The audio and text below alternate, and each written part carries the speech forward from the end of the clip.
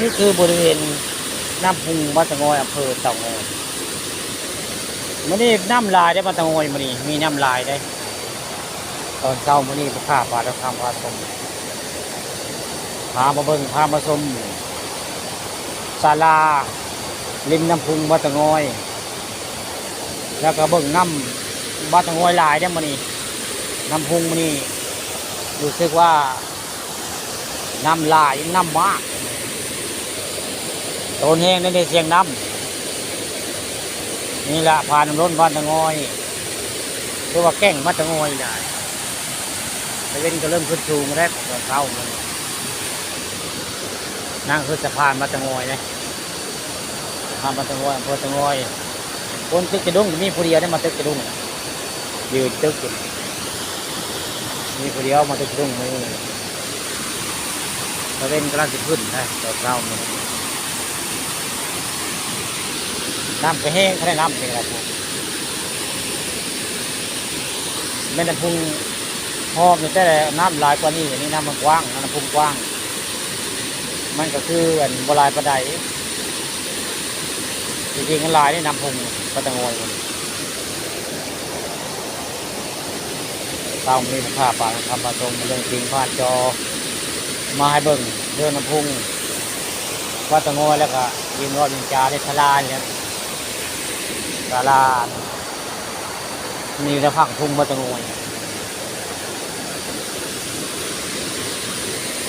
มองบุคายืนถ่ายก็เอาเป็นบ้าน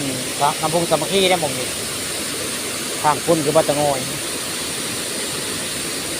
น้ำก็แห้งแค่น้ำก็เราฝนตกเด้เมื่อคืนฝนตกแห้งน้ำพุงมันก็เลยไหลเลยมากมันในแก่งมาตะงอยเรียกว่าพาน้ำรถมาตะงอย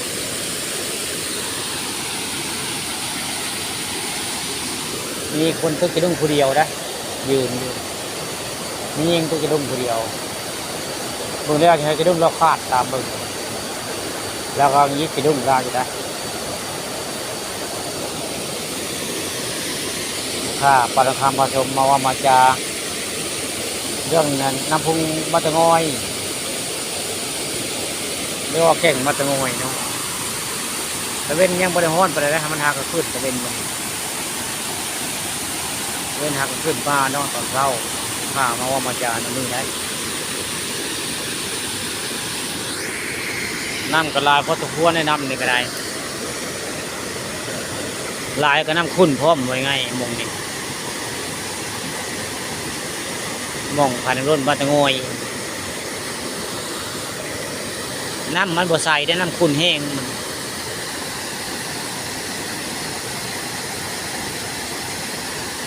บัวเห็นปลาดอกได้หมดนี่มองผ่านน้ำร่นนี่บัวเห็นปลาดอกเห็นแต่น้ำตูน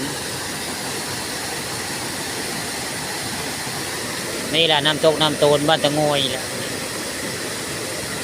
ให้มาจักผู้ฆ่าปานคาผสมเอาเรื่องจริงว่านจอไม่เบิ่งเรื่องน้ำลายมานี่น้ำพุงมาตะงอยลายหรือว่าน้ำตกกระเม็นแก่งกระเม็นพายน้ำรถมาตะงอยกระเม็นเลยอันเดียวกัน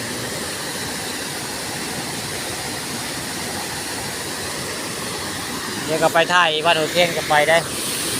ในอำเภอแข้งจะแต่น้ำละลายมานี่ตั้งแก่งหัวเทียนก็ไม่ได้ไปกันแต่น้ำละลายแก่งนี่ก็ได้บางเทิงมีลายแก่งของแค่ทั้งลายเพราะว่าคุณน้ำละหอมเลยนี่แหละแก่งบ้านตะงอยเนี่ย